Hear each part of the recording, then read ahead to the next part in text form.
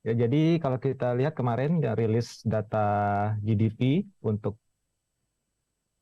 kuartal 2 2023, kan langsung di slide 1. Kemarin data GDP itu tercatat sebesar pertumbuhannya cukup relatif tergolong tinggi ya, melebihi ekspektasi sebesar 5,17%.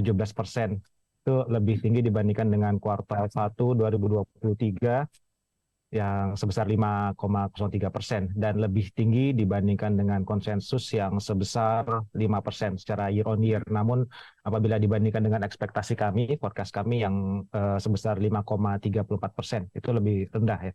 Jadi kalau kita lihat memang tren dari pertumbuhan ekonomi atau pertumbuhan PDB Indonesia sejak kuartal 1 2022 itu secara konsisten memang lebih tinggi dibandingkan dengan yang diperkirakan, dibandingkan dengan ekspektasi. Jadi selama 6 kuartal berturut-turut tercatat perekonomian Indonesia itu cukup baik ya. Jadi kalau kita lihat secara lebih detail berdasarkan komponen pengeluaran, memang ada pengaruh secara seasonal ya, di mana tingkat pengeluaran household consumption atau belanja rumah tangga itu mengalami akselerasi sebesar 5,23% secara year on year dari 4,5%. Sementara untuk gross fixed capital formation atau pembentukan modal tetap bruto itu juga mengalami peningkatan dari 2,1% secara year on year menjadi 4,6%.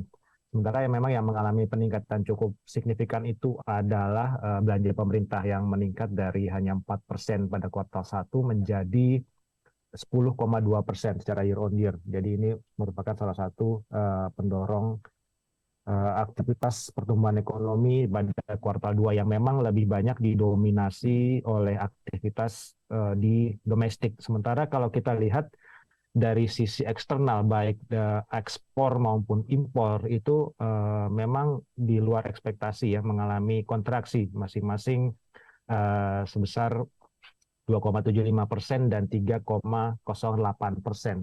Itu lebih kinerjanya menurun dibandingkan dengan kuartal 1 2023 yang memang masih tercatat pada saat itu tumbuh positif masing-masing 12,17% dan 3,8%. Next.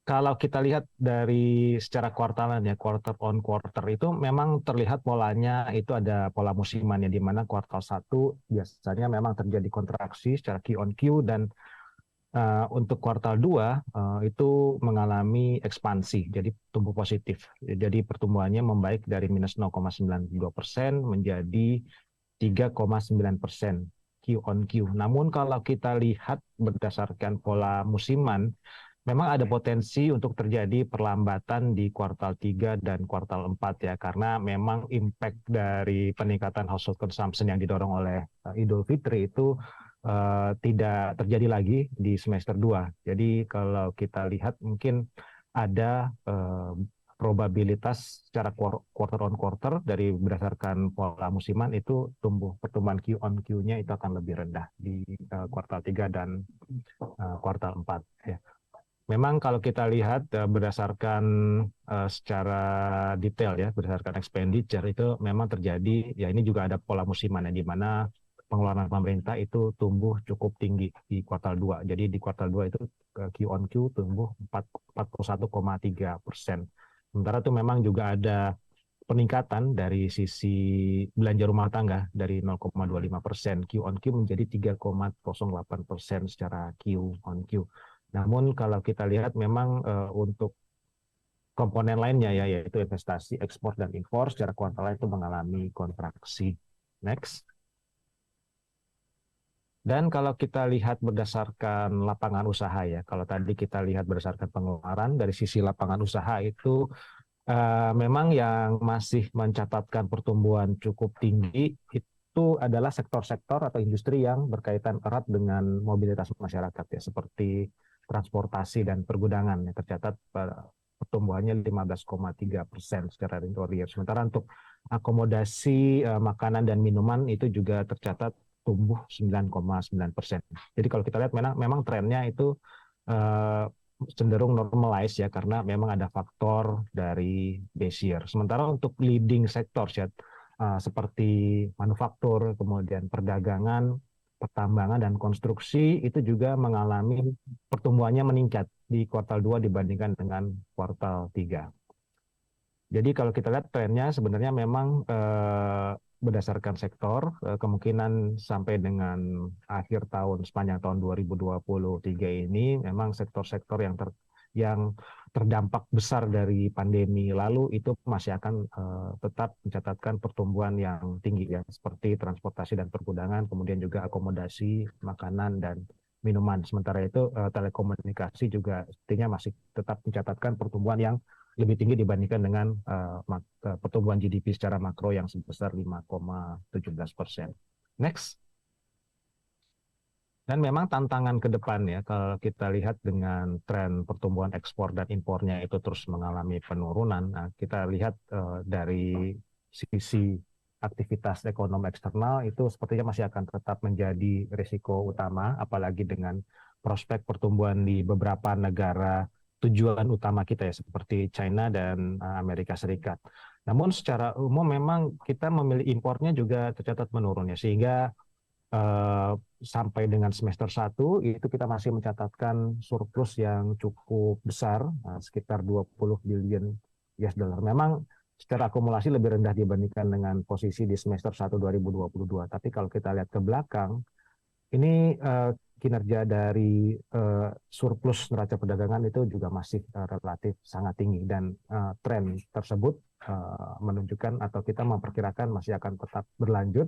Mungkin secara keseluruhan net atau surplus neraca perdagangan tidak akan sebesar di tahun 2022, tapi kita masih tetap percaya bahwa masih akan tetap surplus panjang tahun 2023 ini. Next.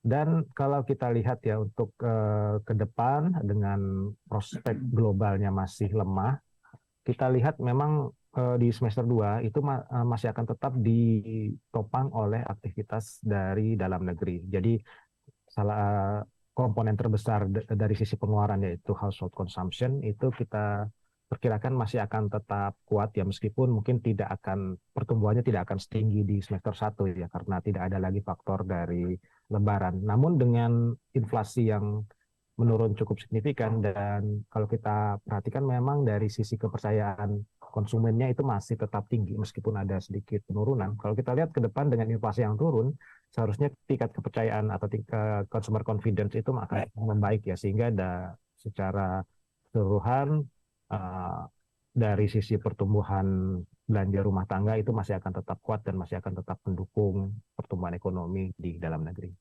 Next.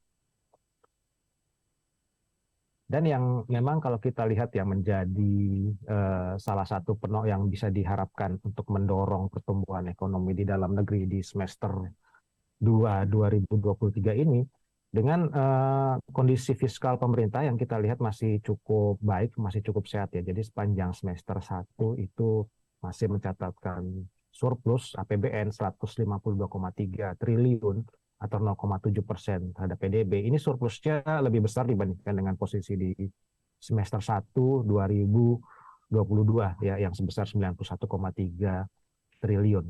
Dan kalau kita lihat secara detail memang salah satu yang berdampak kepada surplus di semester 1 itu adalah belanja pemerintah yang memang masih belum optimal, yang realisasinya masih tergolong rendah ya, sedikit lebih rendah dibandingkan dengan di tahun 2022. Meskipun kalau kita lihat growth-nya secara year on year meningkat, realisasi pengeluaran pemerintah sampai dengan semester 1 itu baru mencapai 1.226,7 triliun atau 41% terhadap target APBN di 2023. Dan kita lihat lebih detail ya di semester 1 itu central government atau pengeluaran belanja pemerintah pusat itu baru mencapai di bawah 40% dari full year target yang sebesar realisasinya itu 891,6 triliun. Sementara untuk regional transfer atau transfer ke daerah itu baru mencapai sekitar 44,1% atau 364,1 triliun.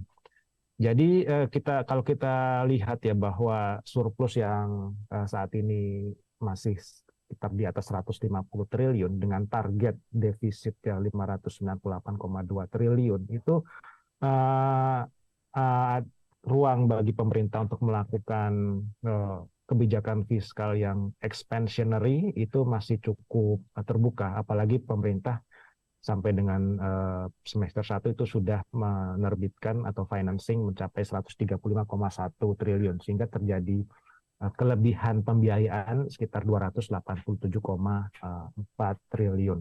Dan adanya surplus yang besar dan ada ekses dari pembiayaan itu memberikan fleksibilitas fiskal kepada pemerintah ya. Jadi kalau pemerintah lebih agresif dan lebih optimal dalam mendorong belanja pemerintah ini juga bisa berdampak kepada tingkat belanja konsumsi rumah tangga dan juga investasi. Sehingga di semester 2 dengan adanya faktor global yang masih penuh dengan ketidakpastian dan adanya impact secara musiman bahwa probabilitas untuk terjadi perlambatan itu cukup tinggi ya di kuartal 2 dan kuartal 4 ya. Saya rasa memang salah satu yang menjadi kunci utama bagi pendorong ekonomi di Indonesia itu adalah kebijakan fiskal yang agresif. Dan di sisi lain memang dari sisi moneter itu ruang untuk penurunan suku bunga menurut kami memang masih cukup relatif kecil karena ada kemungkinan The Fed itu akan kembali menaikkan suku bunga di